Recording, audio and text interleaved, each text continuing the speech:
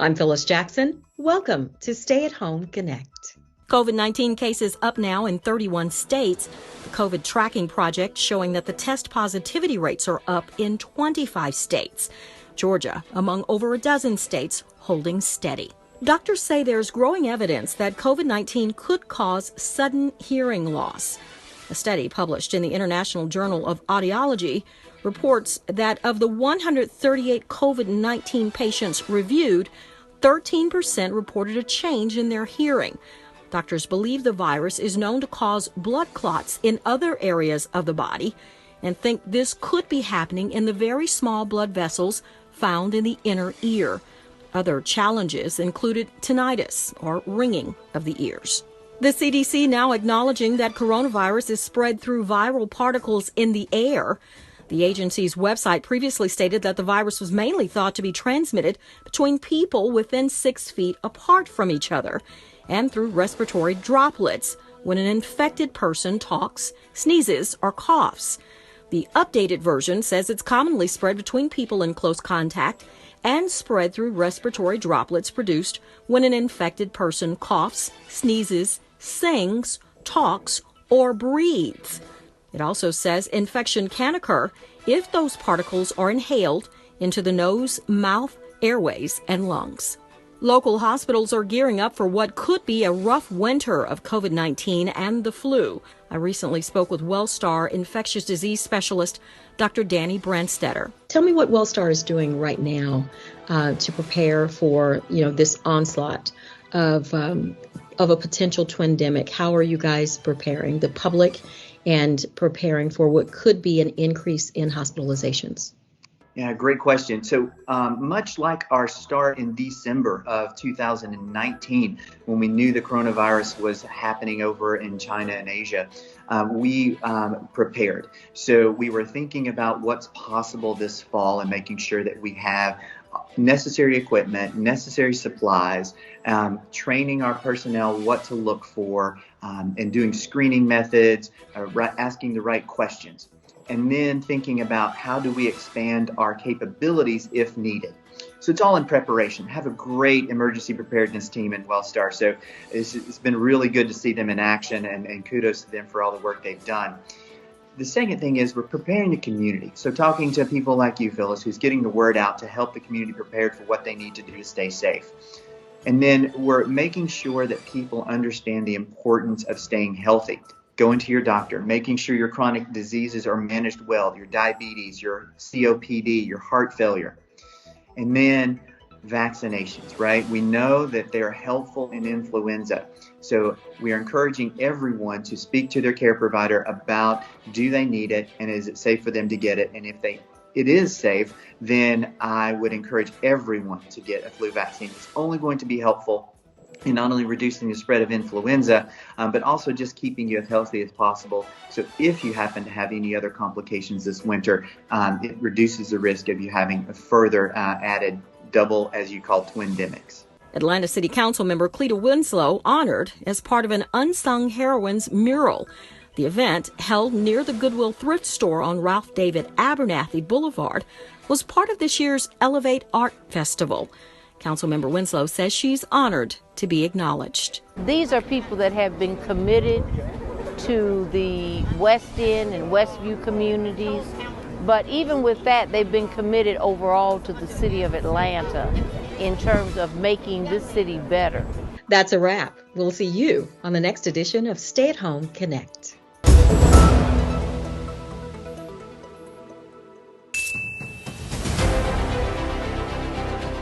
Hello, I'm Atlanta City Council member Joyce Shepard. Did you know the United States has been counting its population since 1790? Census 2020 is fast approaching. Your participation is crucial as it helps to determine where schools, hospitals, and new homes are built, among other services. Billions of federal dollars are allocated based on census data. The questions are easy and should only take a few minutes. You can respond online, by phone, or by mail. ATL counts. Census 2020, Atlanta is counting on you.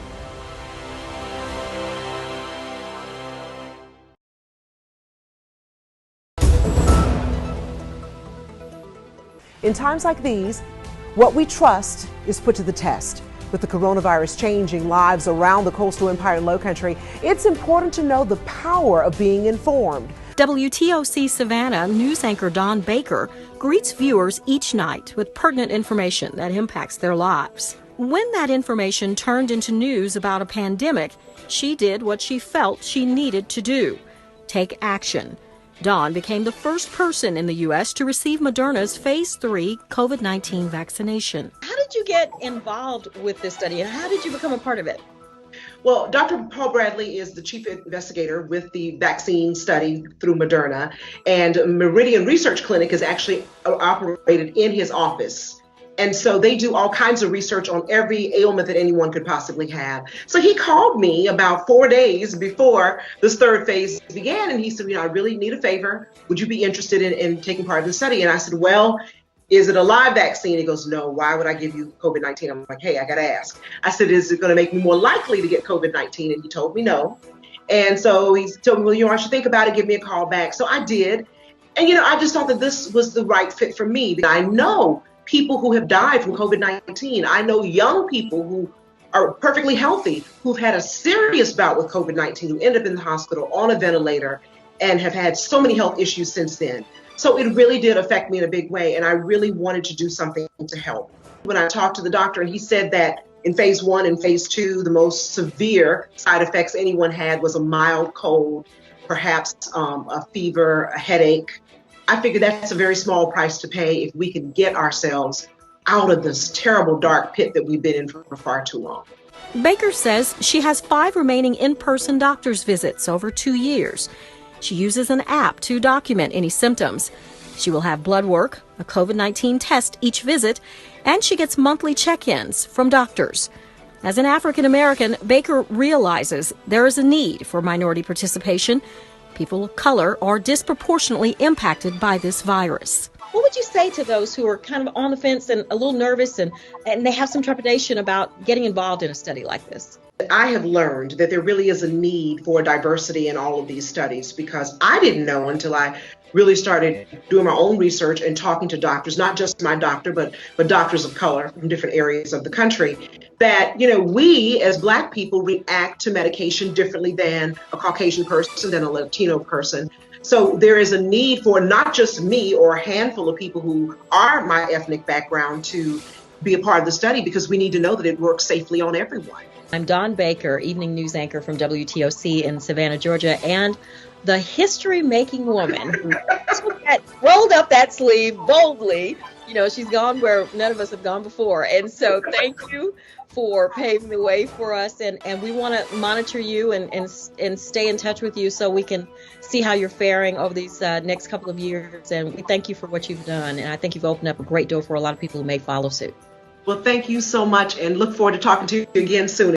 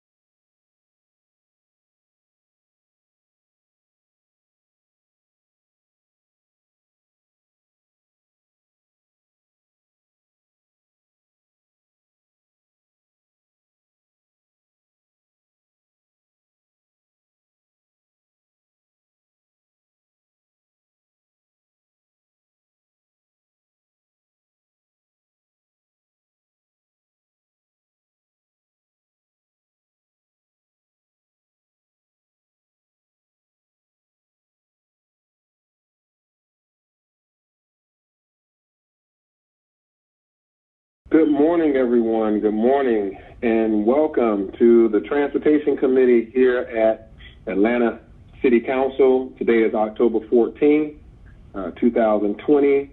My name is Andre Dickens. I have the pleasure and honor of serving as the chairman of this committee, and I will now call this meeting to order, and I will also have Ms. Pulandini call the roll, if you will.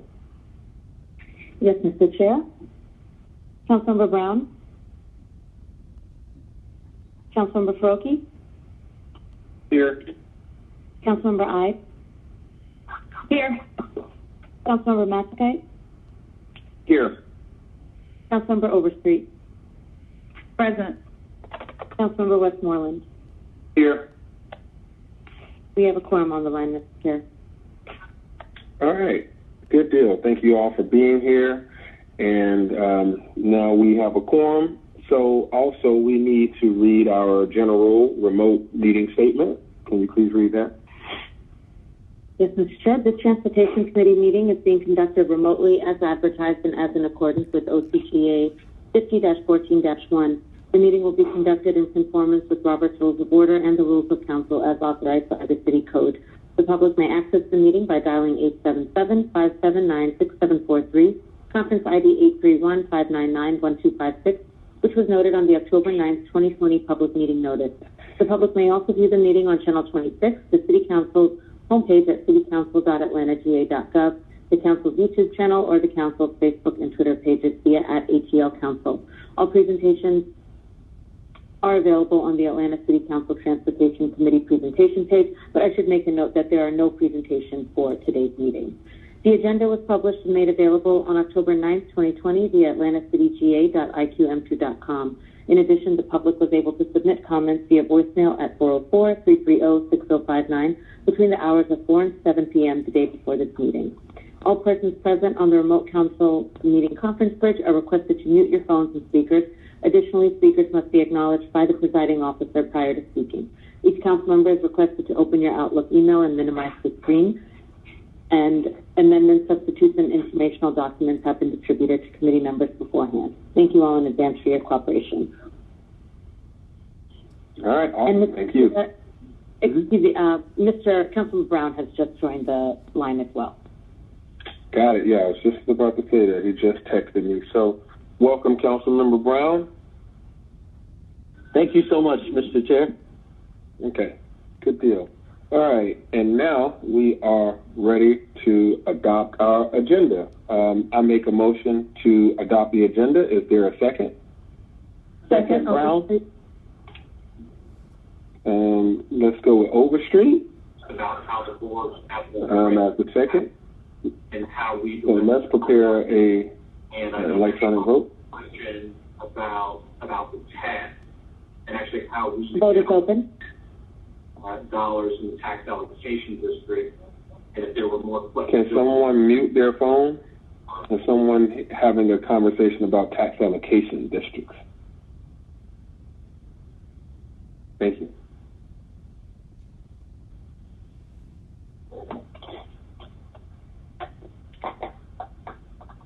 Will everyone please vote? Mr. Brown, are you voting digitally or voice vote? Voice vote, and I'm an affirmative. Okay.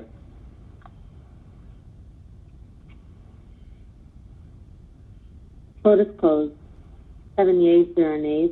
The agenda has been adopted. All right. Next, we will have, I will make a motion to approve the minutes. Is there a second? Second, Matsakite. Okay. Let's prepare the vote. Brown, how do you vote? Affirmative. Okay.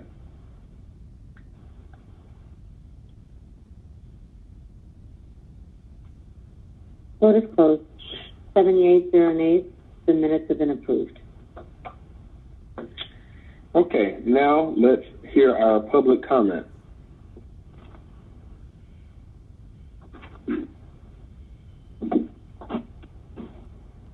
My name is Jennifer Brooks. The Shared Dockless Mobility Devices report that covered February 2019 to September 2020 shows 92 complaints for the month of August received by ATL 311. In August, I reported on 9 days a total of 51 complaints for 72 scooters violating the parking requirements. So once again, I'm not the only person complaining.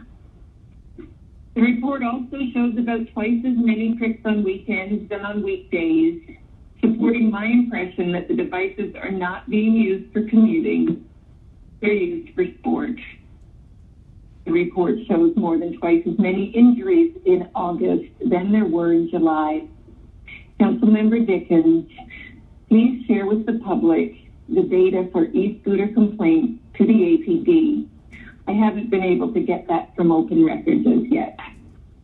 Please also disclose all of the financials since the beginning of the e-scooter program in 2019.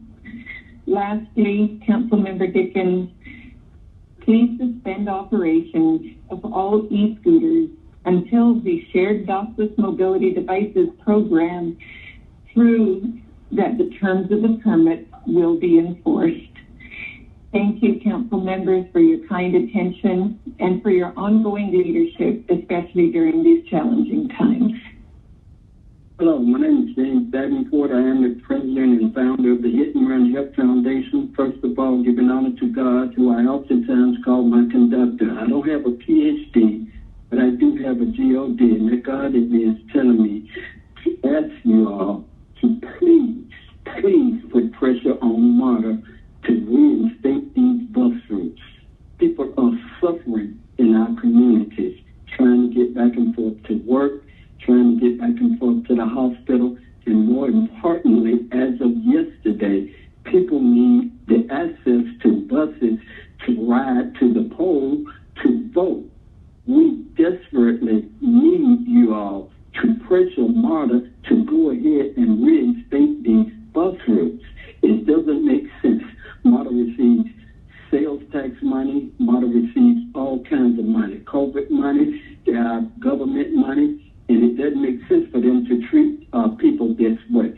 I am begging you all to take a stand. I am James Davenport. I will be doing a rally at the MARTA headquarters on Friday, the 16th at 2 o'clock. Please support me in this effort.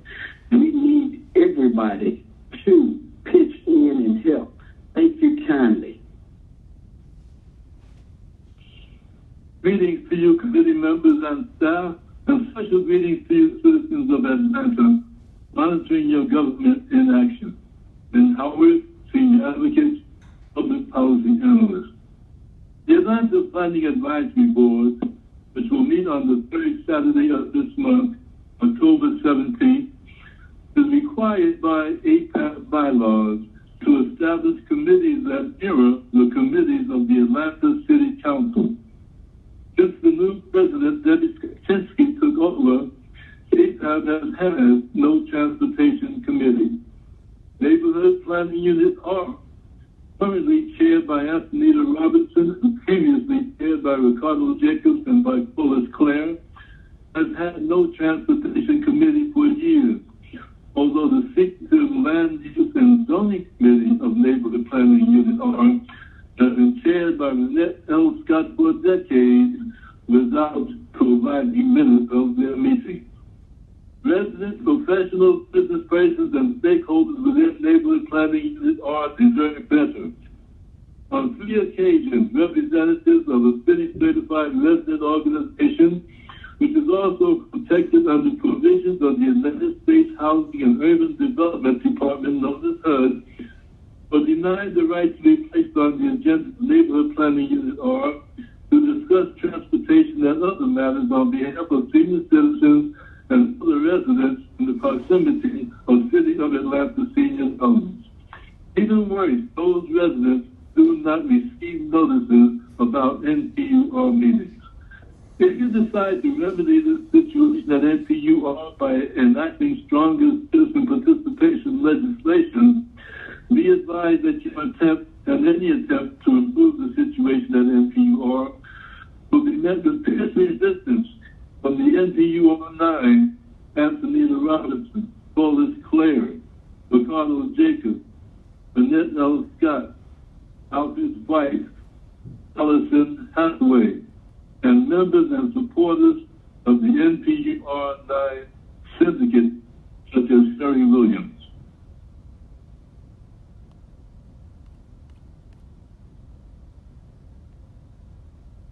All right, thank you to all the public comments that came in. We have taken them, we will continue to take them into consideration. To the MARTA caller, just know that there were subsequent calls to MARTA and with MARTA and communications last week, and more to come on that. Then also to Ms. Brooks, I think you have been in dialogue. I've seen emails and conversations with Atlanta DOT, and with me being copied in that conversation as well, related to the additional data requests that you've made. So now let's move forward to the consent agenda. Ms. Pulandini. Item number 1, 20-0-1633, an ordinance by Transportation Committee to waive the joint venture notary requirement contained in Section 2-1450C of the City of Atlanta Code of Ordinances, Article 10, Procurement and Real Estate Code, and to authorize the mayor or her designee on behalf of the Department of Aviation to execute an agreement with Archer Western Lewis Contracting JV for project number IFB-C-1200348, South De-icing Complex Ramp at Hartsfield-Jackson Atlanta International Airport, in an amount not to exceed $99,255,995.85. All services will be charged to and paid from account numbers listed herein and for the purposes. Item number 2, 20-0-1634, an ordinance by Transportation Committee authorizing the execution of Amendment number 2 for FC-119-0613 Campbellton Road Sidewalk Improvement Project in accordance with Section 2-1163, subsection C of Article 10 of the Procurement and Real Estate Code to extend the term of the agreement for a period not to exceed 365 days with the retroactive effective date of January 1, 2020, to add additional funds in an amount not to exceed $88,171.42 with SC&C Inc. on behalf of the Atlanta Department of Transportation, with all contracted work to be charged to and paid from listed fund department, organization, and account numbers and for other purposes. Item number 3, 20-0-1635, an ordinance by Transportation Committee authorizing the conversions of Vine Street Northwest between Martin Luther King Jr. Drive Northwest and University Place Northwest, University Place Northwest between Vine Street Northwest and Walnut Street Northwest, and Walnut Street Northwest between Martin Luther King Jr. Drive Northwest and University Place Northwest, from one-way streets to two-way streets in order to improve access to adjacent properties, including to the historic Herndon home, and for the purposes. And item number 4, 20-0-1636, an ordinance by Transportation Committee to amend the FY 2021 Airport Renewal and Extension Fund budget by adding to anticipations and appropriations grant funds in the amount of $463,704.57 from the Atlanta Regional Commission for the purpose of increasing the use of primary commute alternatives to employees in designated areas of the airport area and for the purposes. Okay, if there are no objections, we will accept all first reads. Now let's move on to the regular agenda, legislative agenda. And colleagues and those listening, we are going to take all aviation related pieces of legislation first. General Manager Selden has a pressing meeting that he must attend, and we want to make sure that he's not impacted. So let's go through those items first. The first item will be number 5, 20-0-1605, an ordinance by Transportation Committee amending the FY 2021 capital budget for various capital funds in the aggregate amount of $605,255,933.94 to transfer appropriations from completed, canceled, realigned, or postponed projects at Hartsfield-Jackson Atlanta International Airport and for other purposes. All right, Mr. Selden. Good morning, and thank you, Mr. Chairman. I appreciate the assistance this morning. John Selden, the General Manager of Hartsfield-Jackson Atlanta International Airport, And this is a $605 million cleanup paper, and this is going to amend our fiscal year 2021 capital budget. We want to transfer, in some cases, budget authorization or clean up the budget in our capital program. So this paper relates to approximately $15 million of projects that are complete, that we underspent, and we'd like to return that money to our R&E fund. There's $3.2 million of capital program that we decided to cancel, and we want to move that money back into our fund. There's $90 million of PFC money that we were going to pay cash for that we're now financing with our PFC dollars. And the big slug of this money is $500 million that was sitting in our bond anticipation note account, and that is moved to our airport encumbrance program account, which we came to you earlier this year for the $1 billion worth of authority in the airport encumbrance plan. And this cleans this up for us, and we're ready to roll in our capital program for 2021. All right. If there are no questions, I'll make a motion to approve. Is there a second? Second, Matthew Kite. All right, we got a second by Overstreet. Let's prepare the vote for this item. The vote is open.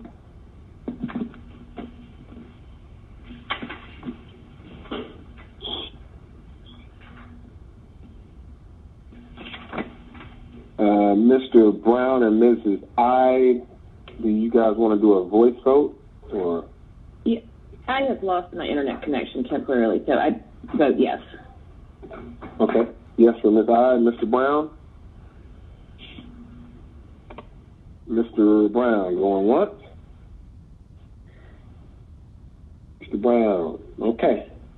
We're going to move forward with just the 6 votes, and we'll mark Mr. Brown away on this item. The vote is closed. 68-0 nays. This item is favorable. Our next item will be item number 8, 20-R-4501, a resolution by Transportation Committee authorizing the mayor or her designee to execute an agreement with Atlanta Airlines Terminal Company for the Concourse E Seating Infrastructure Project at Hartsfield-Jackson Atlanta International Airport for a cost to the city not to exceed $2.7 million and 0 cents to be charged to and paid from PTAEO and FDOA as listed herein and for the purposes. Mr. Selden. Yes, sir. John Selden.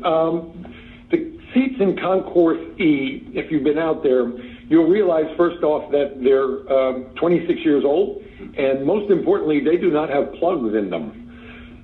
So we are set to have AATC install. We've bought $5 million worth of new seating with plugs and cables, the latest and greatest seating for a hold room, and we would like AATC to install these seats at a cost of $2.7 million. And the reason we have AATC do it is, one, they work as an integral part of the airport, and when you're doing seating in whole rooms, it affects airlines and concessionaires, and they are actually the experts here that maintain the building and the electrical system. So for them to do it, it actually makes perfect sense because they're great at reducing the operational impact while they do this work.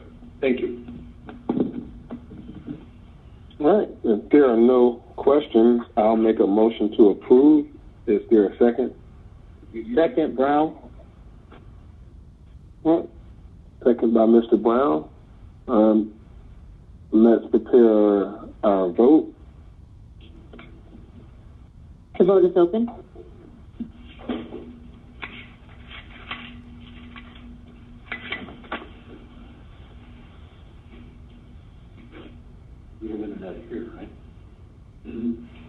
Vote is closed. 7 yeas, 0 nays. This item is favorable. Our next item is number 9, 20-R-4502, a resolution by Transportation Committee authorizing the mayor or designee to execute an agreement with Atlanta Airlines Terminal Company for Concourse T Centerpoint Ecomod implementation at Hartsfield-Jackson Atlanta International Airport for a cost to the city not to exceed $3.3 million and 0 cents to be charged to and paid from PTAEO and FDOA as listed herein and for other purposes. All right, Mr. Feldman.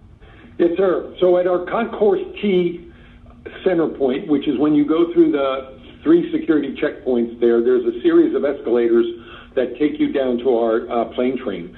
Those escalators are 25 years old. They've reached the end of their useful life, and this program will be replacing those 4 escalators that take you down there.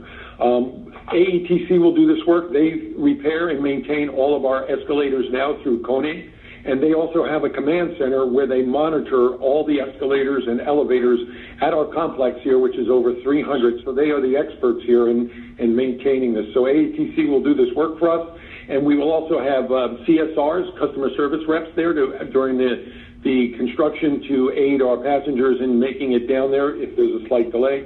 And this project will take 580 days. Thank you. All right, I'll make a motion to approve. Is there a second? Second, Brown. All right, let's prepare our vote. The vote is open.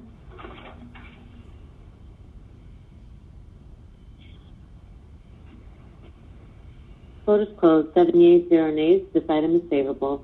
Item number 10, 20-R-4503, a resolution by Transportation Committee authorizing the mayor or designee to execute a renewal agreement for contract number SC-9494 landside erosion control and grassing on-call contractor at Hartsfield-Jackson Atlanta International Airport with Kiewit Infrastructure South Co.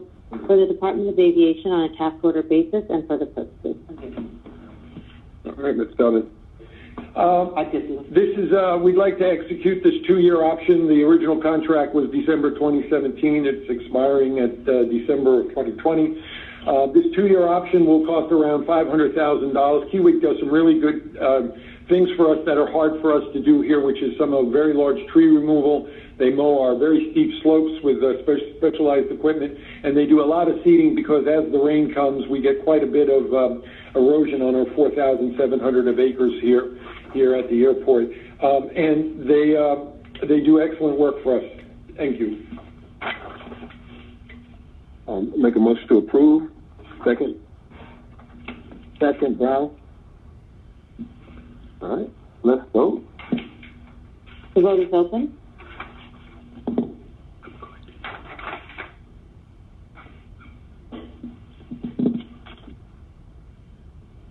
The vote is closed. 7 yeas, 0 nays. This item is favorable.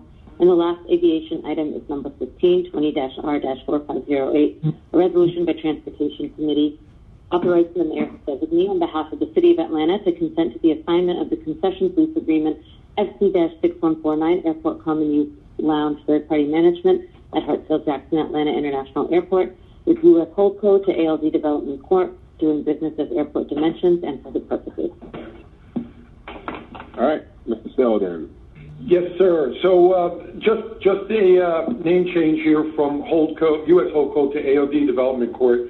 The contract started in 2013. It was 7 years with a 1 3-year extension. So that'll be coming. The MAG for this club that we have on our concourse is $100,000 a year. As a note, they have in 2019 the revenue that we generated here over the $100,000 is they generated $744,000 for us. It's a very successful business. They do a great job, and we're very happy to have them here and generate this kind of revenue for us here at the airport. Thank you. Motion to approve. Is there a second? Second, Brown. Okay. Vote is open.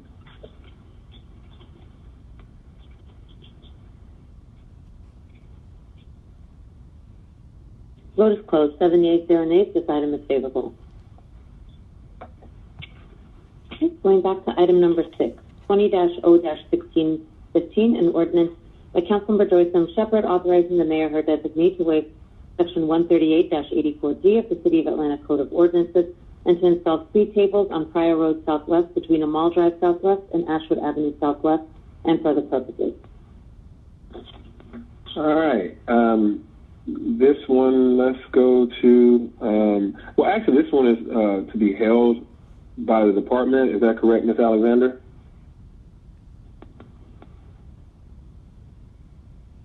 This to be held. We can have further. So, Tina Alexander, ACLDOT, we have asked the council person to hold this so that we can have further conversation about the traffic calming along Pryor. Okay. All right. I will make a motion to hold. Is there a second? Second, Brown. Let's vote. The vote is open. Vote is closed. 7 yeas, 0 nays. This item will be held. Item number 7, 20-0-1617, an ordinance by Councilmember Amira Faruqi, authorizes the mayor or her designee to make the intersection of East Avenue Northeast and Fortune Street Northeast an always stop-controlled intersection, to authorize the Department of Transportation to install stop signs at the intersection and for other purposes. Mr. Faruqi, you want to speak to this, and then Ms. Alexander? Sure. Thank you, Mr. Chair. This is currently a two-way stop on in a residential medium low density intersection that everyone thinks is a four-way stop, but it's really a two-way stop. And I've gotten increasing complaints from folks who walk through there either to the belt line or to the wherever they're headed, and cars aren't kind of respecting the pedestrians. And this is just a simple fix. There's no, in my opinion, DOT may disagree. I mean, there's no broader traffic considerations by putting a stop sign here, and just would like to see a four-way stop here. But I'd welcome DOT's perspective on it. Okay, ACL DOT. We did perform the analysis at the intersection of East Avenue and 14th Street Northeast, and the traffic volumes were balanced. It did warrant 4 out of 5 points, so we are not opposed to installing the always stop at this location. All right, thank you. Motion to approve. All right, is there a second? Second, aye. Okay. All right. I think I heard Brown actually first. I will go, Mr. Chair. Okay. You're the seconder.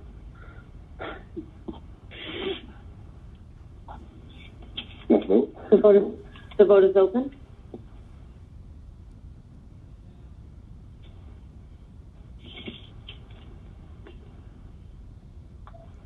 Mr. Brown, how do you vote?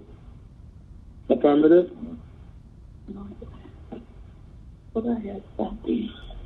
Vote is closed. 7 yeas, 0 nays. This item is favorable.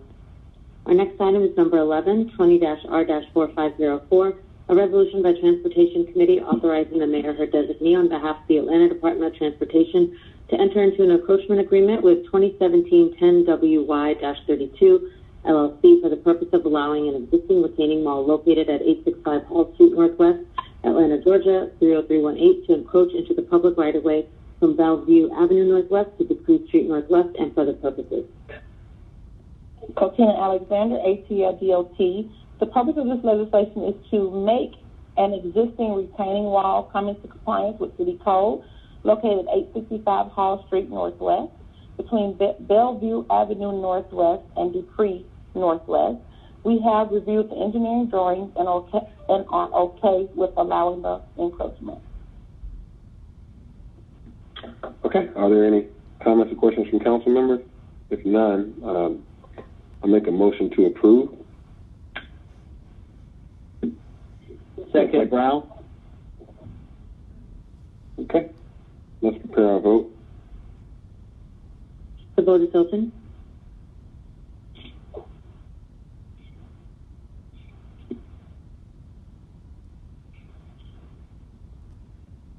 The vote is closed. 7 yeas, 0 nays. This item is favorable.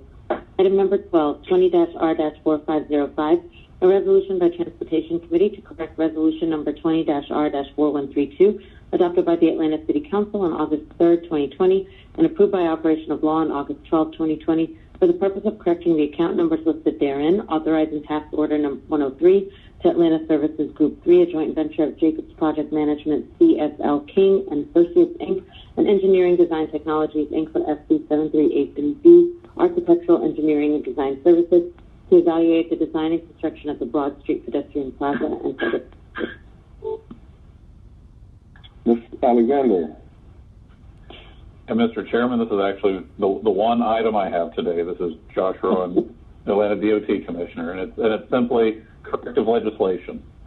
We're cleaning up a fund line on this previously passed legislation. Okay. All right, I make a motion to approve. Is there a second? Second, Brown. Okay. The vote is open.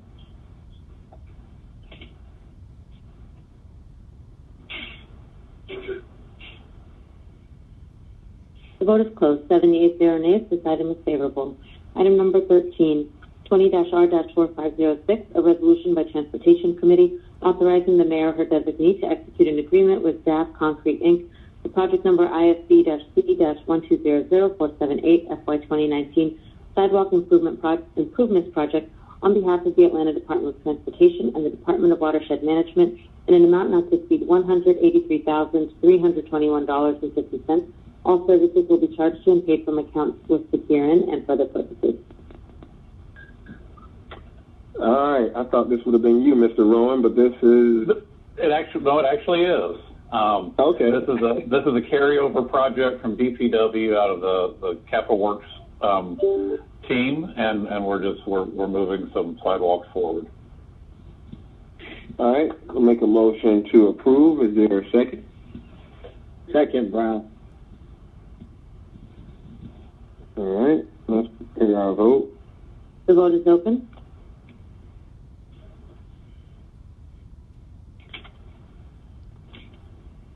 Vote is closed. 78 nays. This item is favorable. Our next item is number 14, 20-R-4507, a resolution by Transportation Committee authorizing the mayor or the designee on behalf of the Department of Transportation to issue task order number 5 with Stokotem JV for FC 8250 annual contract for the maintenance and repair of sidewalks, curbs, driveway aprons, and associated infrastructure to have the Atlanta Department of Transportation as an additional authorized user for services in an amount not to exceed $1 million and 0 cents, with all contracted work to be charged to and paid from various fund, department, organization, and account numbers listed herein and for other purposes. Cotina Alexander, Atlanta DOT. This is the second of our annual sidewalk contracts so that we can make repairs in the right-of-way that exceed the abilities of our in-house crews. The amount is $1 million, and we have a backlog list of repairs that are needed that this funding will be used to make. Yeah, I mean, I'm going to vote to approve this. I did want to get a sense of how many employees on staff do we have in DOT that do this kind of work, sidewalks, curbs, driveway aprons, it doesn't have to be the exact number, but just what type of crews we have, and then an order of how many more people are necessary that we use as outside contractors. I guess I'm trying to get a balance of, do we do 25 or 50% of our own work, or is most of it outside? Do you have a general idea? I do. So we have 2 sidewalk crews that are made up of 5 people. That includes a supervisor, 2 drivers, and 2 laborers. And so we probably perform about 20% of the repairs in-house. All other repairs are performed with outside contractors because the in-house crew also make installations such as granite curbing and concrete curbing or sidewalk repairs that citizens pay for themselves. We have 2 contracts. SDNC and SOCO-TM are the 2 annual sidewalk contractors who make up the bulk of the other repairs that are outside of the in-house capabilities, as well as doing our ADA ramps, any tree removals, any hexagonal or decorative sidewalk or driveway apron repairs. Okay, thank you very much. That's very helpful. And that is, this is all just repair work, except for that crew, that internal crew does do some granite curb installs. That's but correct. Everything else that we're talking about is repair. That's correct.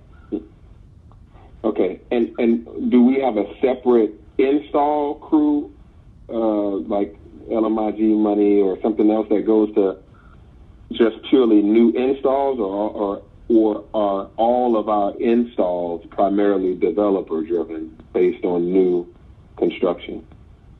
So all of the installs currently are based on developmental installs, but the annual sidewalk contracts are coming up for renewal And we are currently working with procurement to write the contracts in a way that allows repairs and installation on the same contract.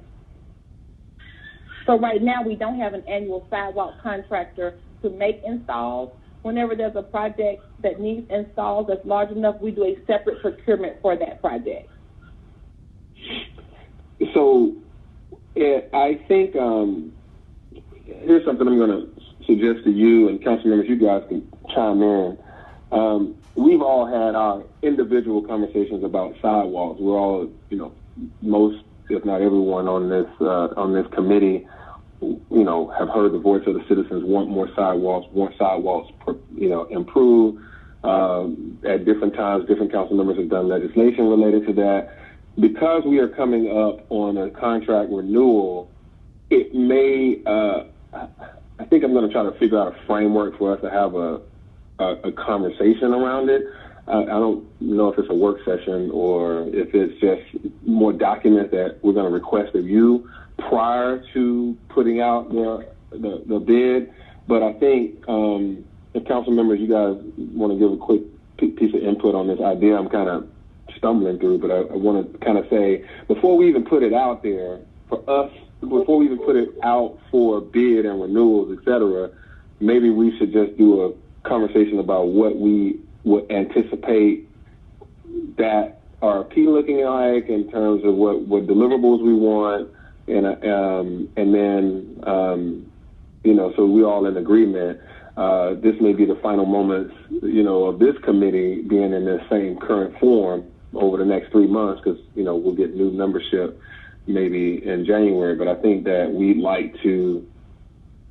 kind of had our heads together as a committee this whole year. So I think it might be wise, with all the interest we have in sidewalks, to make sure that the administrative side and the legislative side are in agreement. Anybody want to say more about that as council members? I have my hand raised. It's Councilmember Overstreet. I agree with you. That's fine. I think that this definitely warrants, a deep dive, and just what you said, it really needs to be a concerted effort, and we really need to examine best practices and make sure that we are, delivering these sidewalks in the best manner. So I agree with what you said. And also, because of procurement, and this is, not exactly what we're talking about, but always a thought that if we have someone that we do work with, maybe we don't have to reinvent the wheel every single time we're installing sidewalks. Like, we really just need to have a work session or come together as a city to figure out how to attack our sidewalk plan, whether that be procurement. That doesn't have to happen every single time we need a sidewalk, or if we come up as a city to figure out how we do more sidewalk work in-house. We just need to have a more robust and comprehensive sidewalk plan for the city. Thank you.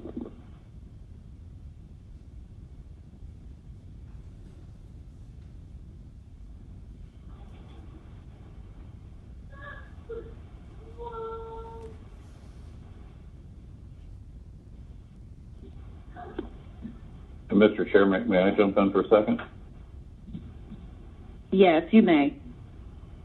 I think these are all really good discussions, and that was the intent in launching 2 weeks ago with such a deep dive into sidewalks, and we're going to continue to have the discussion at our update in December.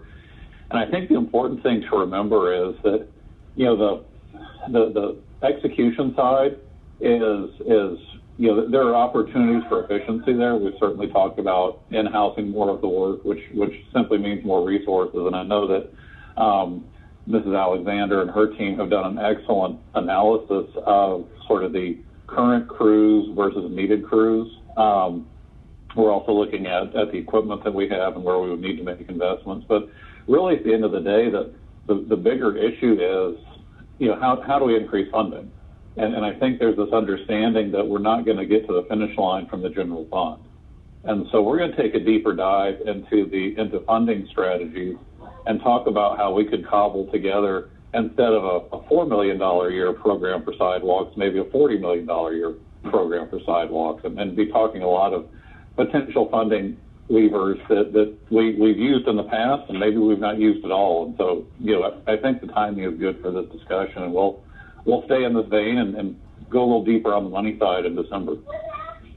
Thank you. I agree with you 100% on that also, that we have a funding shortfall to accomplish our need. It is plain and simple, and I do agree too that your team, including Ms. Alexander, is doing a great job of communicating and pushing through all of our issues as they come up. And I actually do think that the sidewalk analysis that we did, along with the other tools that we implemented while getting that done, seeing, really where our issues are, I just really do think that we are traveling in the right direction by leaps and bounds, and looking forward to figuring out how to get this funding done and how to better streamline the way we do our sidewalks here in Atlanta. So thank you.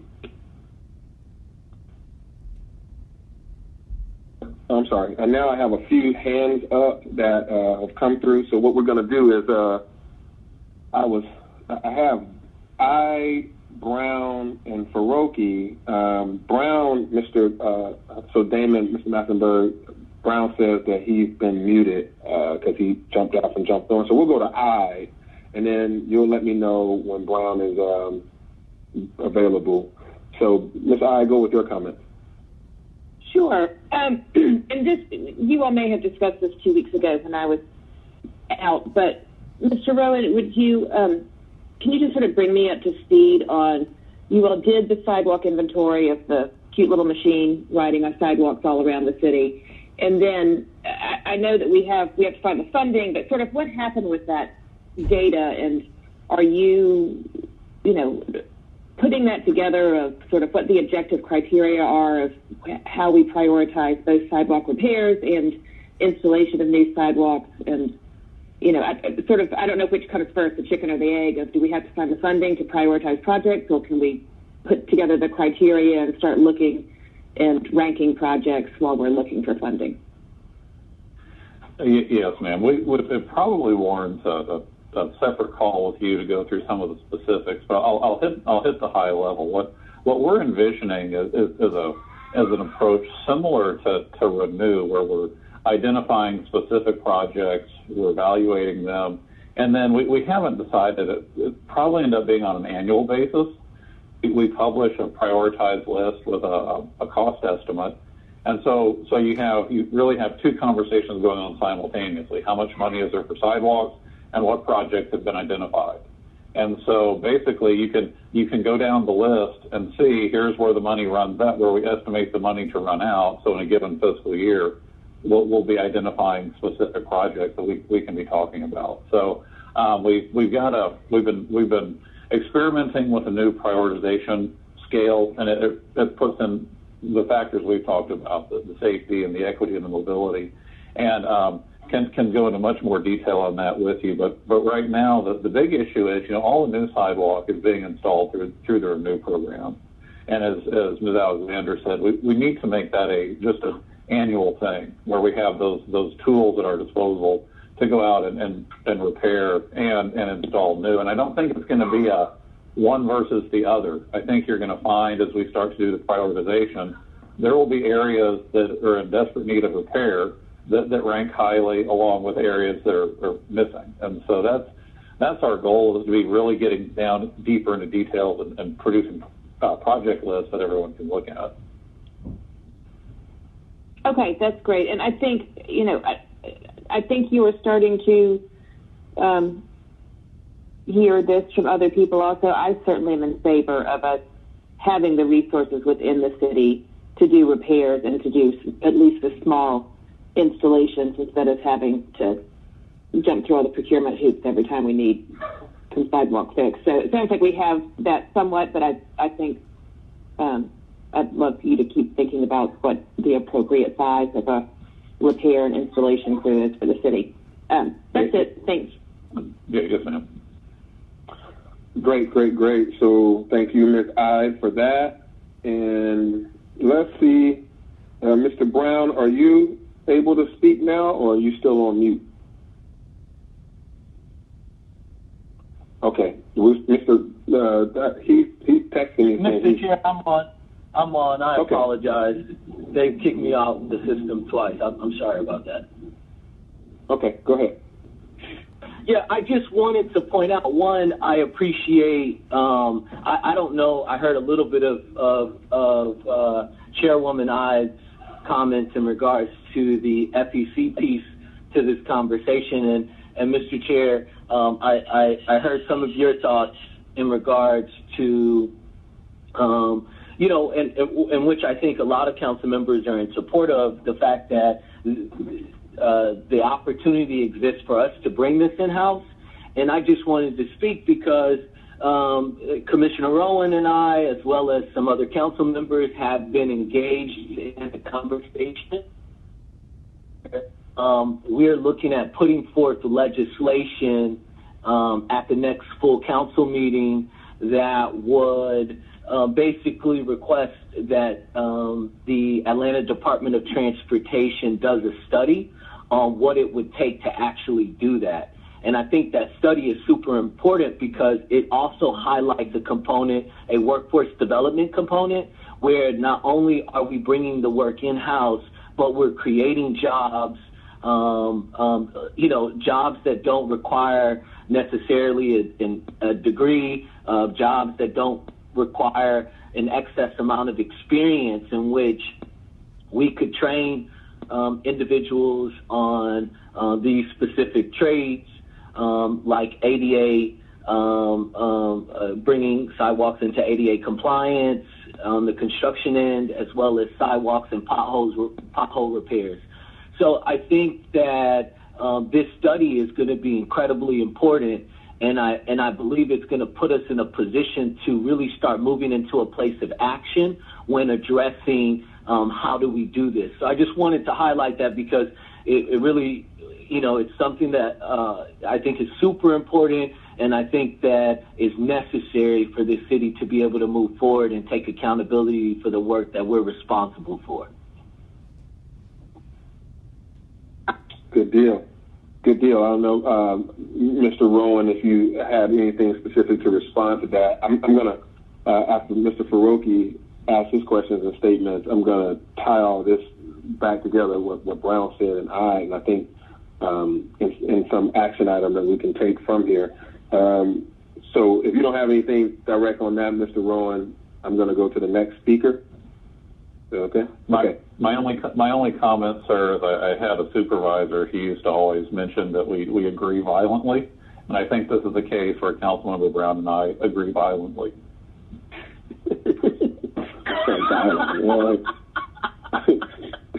All right, Commissioner. And you just said that. Anyway, I was going to make a funny. I'm not. Mr. Faroki. Thank you, Mr. Chair.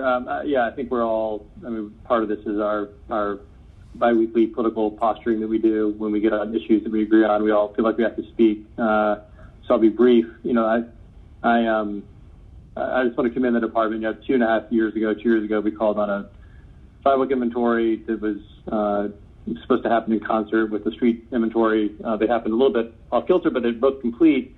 And then a month or so ago, we passed a resolution urging the department to come up with a long-term funding plan for sidewalk, and I know Councilmember Matskai has done the same for streets. I think these go hand in hand when we talk about transportation infrastructure, but I want to give Commissioner Rowan, Ms. Alexander, Mr. Nagy credit because they have moved expeditiously to address this, and where our city is like a lot of other cities, and that infrastructure tends to get ignored until it starts cracking and crumbling, and then we all scramble to try and find funding to fix it, and there's kind of this cycle. And so what we're trying to do is get ahead of that cycle and partially catch up with where we need to be, but also create some sort of consistent funding so we're not having this conversation every 15, 20 years. And so I'm excited that we're moving at the pace that we are. I think that the next steps in my mind are one, to come up with a long-term funding plan for both streets, bridges, and sidewalks. That's probably, I'm guessing, looking at what other cities have done, a combination of some general fund money, but most of it's going to have to come from other sources, whether it's state, federal matches, programs, maybe some cost sharing from commercial properties that abut sidewalks. And I still think that we need to formally move to take away the legal burden that still sits in city ordinance that places the burden on property owners. And we have legislation sitting in committee on that may be worth visiting before the end of the year. And happy to kind of take that up and lead that conversation. So all that goes to say, I just want to say I'm glad we're all violently agreeing. It's exciting to see this level of attention paid to these nuts and bolts of city making, and looking forward to the deeper dive work session or conversation that DOT leads on potential funding mechanisms for this infrastructure. Thanks. Thank you, Mr. Faroki. I see Mr. Mazzacite. You're next. Thank you, Mr. Chair. I want to echo Councilmember Faroki's congratulations to the ADOT for their work on this, and also touch on that you mentioned, Mr. Chair, which is it seems like this committee is in pretty violent agreement about this being a really high priority item, and the funding issue, Councilmember Faroki touched on it as well, includes streets and bridges as well as sidewalks. And I would just like to challenge this committee for us to do something to really address this before the end of the year. Committee assignments will be changing, and again, it seems like we're all in agreement that we really need to take steps to address this. And so we would like a challenge for us all to do something before January. Thank you very much. Great. Thank you, Mr. Mazzacite. So I'll propose this, that we have not had a work session since we did Vision Zero, and COVID and everything has really not allowed us a lot of opportunities to do some of these things where we come together. But the rationale for a work session is to bring in the broader council members to the group. Right now, the Transportation Committee, all of us have all done a lot of transportation related legislation and activities and meetings that have really helped, Commissioner Rowan and Ms. Alexander and the whole team. We really work together very well. But I also think that when we start talking about sidewalk prioritization, we want to bring in the opportunity for all council members, because we want there to be fairness and opportunity for them to say, hey, my street needed too, my sidewalk needed too. So I'll if there are no objections from anybody about having a work session to talk through what we want, but also to have it in such a way that it informs the public, just once again, how sidewalks are paid for, how sidewalks are done, how, and so one, it'll be educational for the public, because they just want what they want, and rightfully so, but also, they need to kind of understand the difficulties and also the opportunities in rolling out a sidewalk plan, all the various pieces of legislation that are out there, how they interconnect and work. And then last but not least, in this conversation, I personally am interested in bringing more activities in-house related to these type of, sidewalks and aprons and curbs. I would like historical information to say, hey, Andre, once upon a time we were in-house and then the pricing was better outside, or the dependability, or whatever someone would say. I'm sure that this ain't the first time that we've been in-house with less than 20%, with less than half. Right now, to hear that we have two crews and 20% of the work is done by us, just my knee-jerk reaction to that is, wow, that's not enough. We got, hey, I got plenty of people that, plenty of times where we want to, have a lot of projects done and not want to go through the long, drawn-out procurement cycle, et cetera. So, Ms. Katina Alexander, I know this is going to put a lot more on your plate to take a pause, to do the explaining, to do the preparing, but I think you'll have while we're all in agreement that we want something, and while we're all in pretty much alignment of how to go about doing it, it'd be best while you have this captive group of folks and a broader group of all council members, it'll probably save us headaches in 2021. So, Ms. Fulandini, if you can kind of circle the wagons on a proper date, let's make it within the next 2 weeks, then I think that'll be good. Are there any objections to that from council members or the administration? Mr. Chair, go ahead, council member. Oh, no, Josh, you can take it. I was just going to reference the work we're already doing on the studies, putting the legislation in for the study that would, in hand, provide the information he's seeking and allow us to move into a work session once we get it done. Okay. Yeah, and Mr. Chair, I'd ask for about a month. This is a lot of data that we're going to be pulling together. I don't know that we could do it proper justice in a 2-week turnaround. Okay. Right. Hey, Mr. Chair, can I make a recommendation? Sure. So we have legislation being introduced on Monday, and the legislation would call for a study that would allow the commissioner and ADOT to provide all the information in which you requested. Originally, ADOT recommended 90 days to complete the study, but listening to Councilmember Mazatite and just this overall body, potentially we could speak with Commissioner Rowan, who can respond to this if he's able to, maybe to get the study done in 60 days, and then that would put us into the end of the year in which we could conduct the work session. I'm just throwing that out there. If we can get it done faster, then I think that's great. But this is something we've already been working toward, figuring out how we could do that. And I think the study in which Ms. Fulandini has helped me draft could allow for all of this to take place. So maybe, so we'll have, Mr. Rowan comment on whether or not 60 days is enough. I definitely don't want us to not have a session about this. So today is middle of October. 90 days would put us into 2021. And I think that bringing this forward, as but still being properly done. So I appreciate that we're not going to have a meeting in 2 weeks because there's not enough time to get all that we need. So 4 weeks or 60 days. And Mr. Brown, I the study, yay, you got my vote now.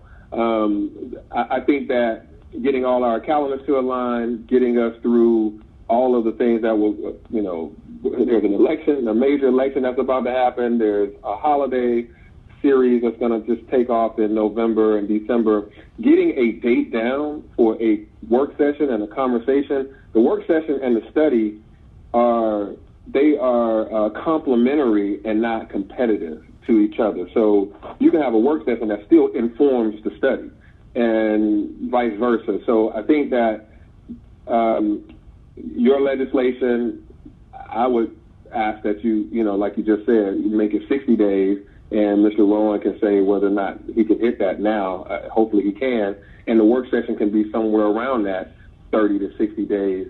I'm just articulating that we need to have it during this year and picking a date soon inside of what's about to be a very difficult time to schedule anything.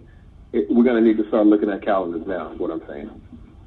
Understood completely, Mr. Chair. Okay. Mr. Chair, if I may jump back in. We were planning to cover a good portion of this information at our December update to committee. And I kind of echo what you're saying about the wrangling of the calendars. It might just be easiest to keep it on that committee date and expand the audience? We'll see. That's it, trying to make sure that we have all the council members come to a committee. Let's see if we can do that. That may cut us down from having another meeting. So let's see if we can do that. Oh, your hand is raised, Ms. Overstreet. Go ahead. Yeah, so I was thinking definitely work session by that time, because the work session would be, these days are ticking by quickly. So that work session would be within the next 45 days or so. And I think that's definitely necessary in order for them to gather all of the information that we'd like for them to have. So, I don't see like a real big difference between 60 days and 90 days, because I do think that it's necessary for us to have that work session and get that presentation from ATL DOT that we were expecting anyway first. So all of this is good information. I'm definitely going to support the legislation, but I don't want them to throw anything together, and not that they would, because we're all professionals, but I want it to be just what we need. I don't want to have any missteps of us looking at the calendar and being on a calendar crunch at the same time. So, perhaps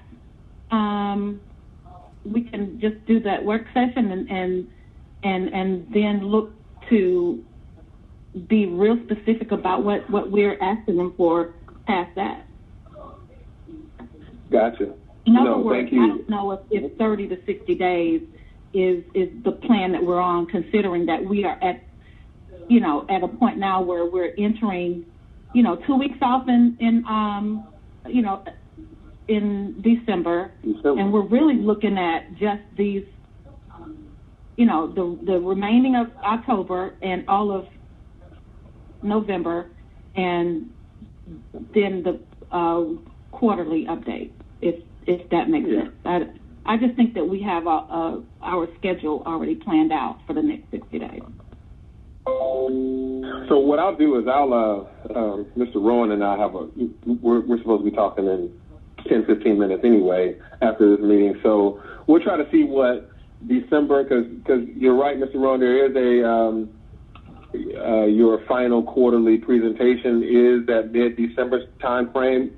We could do that either in committee or we could do that as a work session, right after. And the problem is committee meetings then back up, because there's another one that'll happen. SEC comes in a little while, and so with a robust conversation like this, I'm just going to look at the clock on that calendar day, and see if, okay, maybe we need to push it to a non-committee day, or if we can do it all in committee.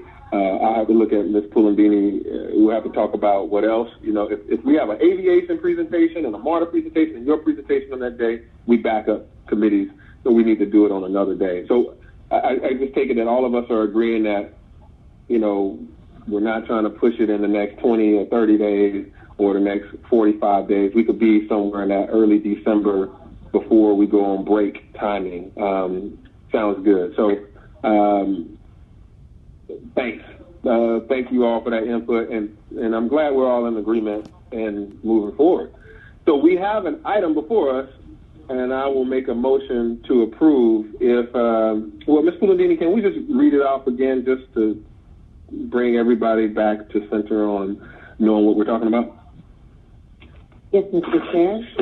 It's a resolution by Transportation Committee authorizing the mayor or her designee on behalf of the Department of Transportation to issue task order number 5 with SoCo TEM JV for FC 8250 annual contract for the maintenance and repair of sidewalks, curbs, driveway aprons, and associated infrastructure to add the Atlanta Department of Transportation as an additional authorized user for services in an amount not to exceed $1 million and 0 cents, with all contracted work to be charged to and paid from various fund, department, organizations, and account numbers listed herein and for other purposes.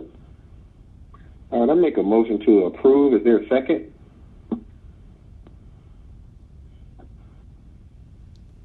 Overstreet, second. Okay. Thank you, Ms. Overstreet. Let's vote. Vote is open. Mr. Brown, how do you vote?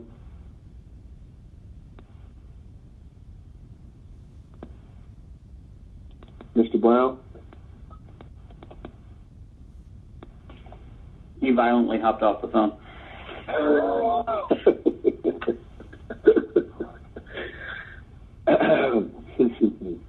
Last time, Mr. Brown.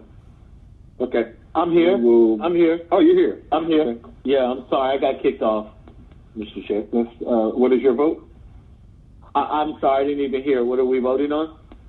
This is the same item related to sidewalks, and this is to continue with task order number 5 with one of the sidewalk providers. Sure. Okay. All right, I'm on the affirmative.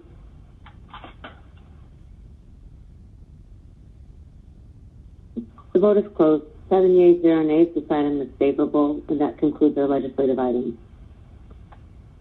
All right.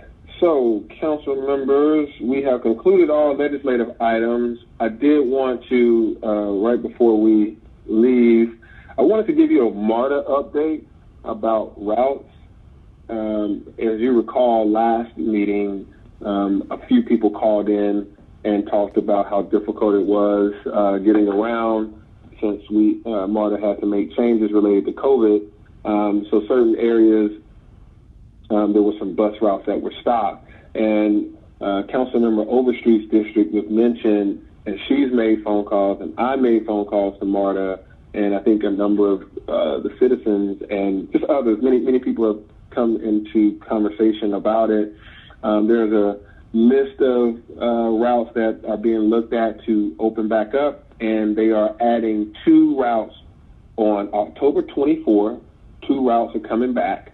That is the 74 and the 81.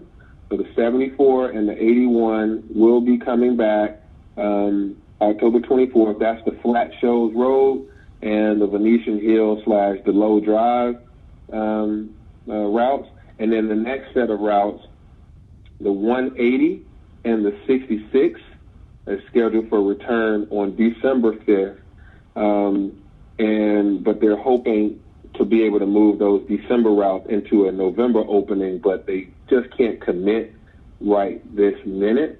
So the 180 goes to Roosevelt Highway, which is pretty much outside of the city, but still a service area that some citizens of our city might want to go to. And then, but the key one is 66 Lyndhurst and Princeton Lakes. That one has been communicated to us as being necessary. And so right now they're saying December 5th, but they're going to try to bring that up into November. And all these are in order of that prioritized weighted average rider weighted score list that is out there. So there's no picking and choosing a favorite. This is all going down the list by that factor.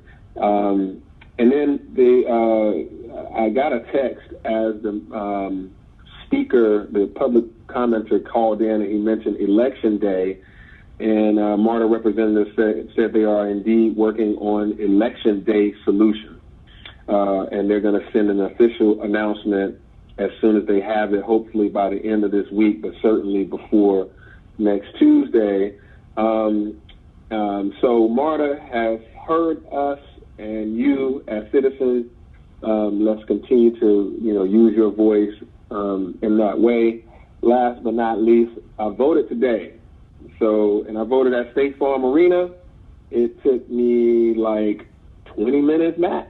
And I was chilling, walking through, no problem, no wait.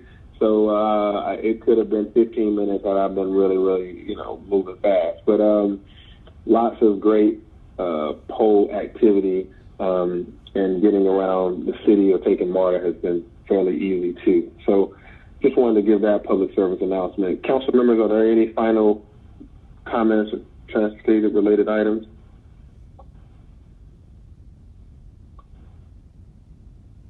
All right. Seeing none, we stand adjourned. Okay, thank you. Thanks. Thank you. Thanks. Okay.